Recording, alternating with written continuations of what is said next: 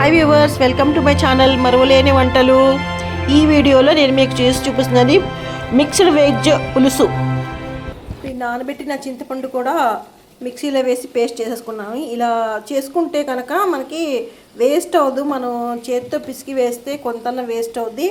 ఇదేం వేస్ట్ అవ్వకుండా చక్కగా మెత్తటి పేస్ట్ అయిపోద్ది. మనం ఏ పులుసులో అయినా కలిపేసుకోవడానికి ఇలా చేసేసుకోవచ్చు.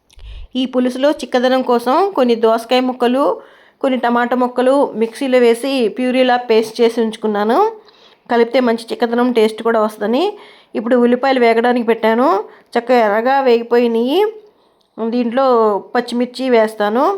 అవి వేగిన తర్వాత ఫ్రెష్ కరివేపాకు కోసుకొచ్చాను, అది వేస్తున్నాను. అది కూడా వేగిన తర్వాత కొత్తిమీర వెనక కాడలు ముందు వేస్తున్నాను బాగా వేగడం కోసం. అవన్నీ వేగిన తర్వాత వంకాయ ముక్కలు అన్నిటికన్నా ముందు వేస్తాను.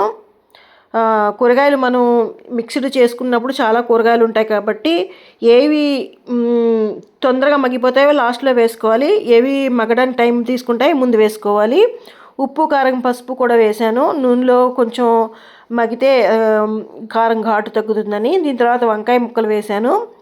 ఇవన్నీ చక్కగా వేగిన తర్వాత చిలకడ దుంప ముక్కలు, క్యారెట్ ముక్కలు వేస్తున్నాను. ఇవి కూడా కొంచెం వేగిన తర్వాత అటు ఇటు తిప్పి మొత్తం ఉప్పు, కారం, పసుపు అన్నిటికీ అంటేలాగా మనం వేగనివ్వాలి. ఇవి వేగిన తర్వాత ఉల్లిపాయ ముక్కలు పెద్దవి కోసి వేసుకుంటున్నాను. మనం సాంబార్ ఉల్లిపాయలు వేసుకుంటాం కదా సాంబార్లో, అలాగే అవి లేకపోతే పెద్ద ముక్కలు కోసి వేసుకోవచ్చు. ఉల్లిపాయలు తినే ఇంట్రెస్ట్ ఉన్న వాళ్ళైతే. అది ఇంట్రెస్ట్ లేకపోతే స్కిప్ చేసేయండి. దీని తర్వాత నేను మా ఇంటి ఫ్రెష్ ములక్కాయ కూడా కోసుకొచ్చాను, అది కూడా వేసేస్తున్నాను. అది కూడా కొంచెం కింద నుంచి వేగుతూ ఉంటుంది. దానిపై నుంచి మళ్ళీ కొన్ని టమాటా ముక్కలు వేస్తున్నాను. కొంచెం ఇప్పుడు కొత్తిమీర ఆకులు వేస్తున్నాను. ముందు కాళ్ళు వేసాం కాబట్టి. ఇప్పుడు ఉప్పు, కారం, పసుపు మళ్ళీ కొంచెం పైనుంచి వేస్తున్నాను. కింద నుంచి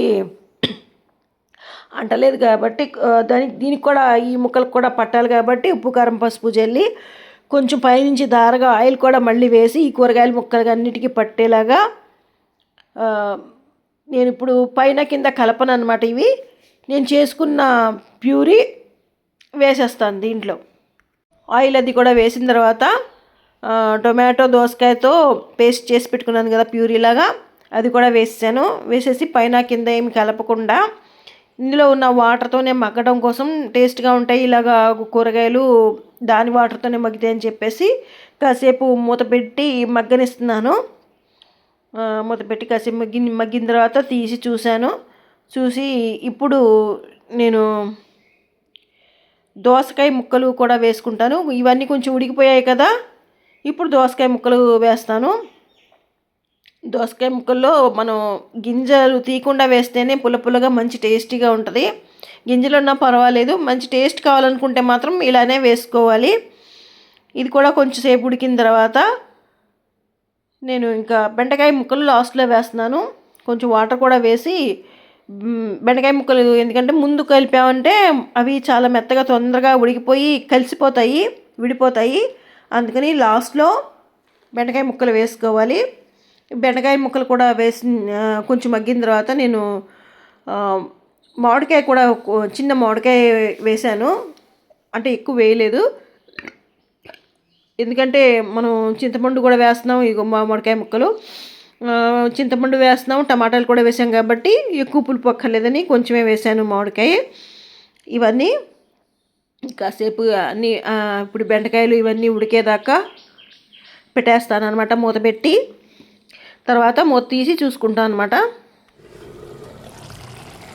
ఈ కూరగాయలన్నీ ఇప్పుడు ఉడికిపోయాయి కదా, ఇప్పుడు నేను చేసుకున్న చింతపండు మిక్సీలో వేసుకున్నాను కదా, అది కూడా వేసేస్తున్నాను. ఇది చూసారు చక్కగా పేస్ట్లా అయిపోద్ది. మనకి ఎక్కువ చింతపండు కూడా పట్టదనమాట పులుసుల్లో, కొంచెం తక్కువ వేసుకున్నా మనం ఇలా పేస్ట్ చేసుకోవడంలో సరిపోద్ది. చాలామంది అది నానబెట్టి పిసికి తీస్తుంటారు, సరిగా తీయకుండా పడేస్తుంటారు. ఇట్లా మనం పేస్ట్ చేసేస్తే చక్కగా మెత్తగా అయిపోయి మొత్తం వేసేయచ్చు అనమాట. ఈ వీడియో మీకు నచ్చినట్లయితే లైక్ చేయండి, షేర్ చేయండి, కామెంట్ చేయండి. ఈ వీడియో కోసం నేను చెప్పాలనుకున్న మంచి మాట ఏంటంటే మంచితనం అనేది ఏ ఖర్చు లేకుండానే ఎన్నో సమకూర్చగలిగే ధనం. మంచితనం మనసు యొక్క బాంధవ్యానికి అవసరమైన అనుసంధానం.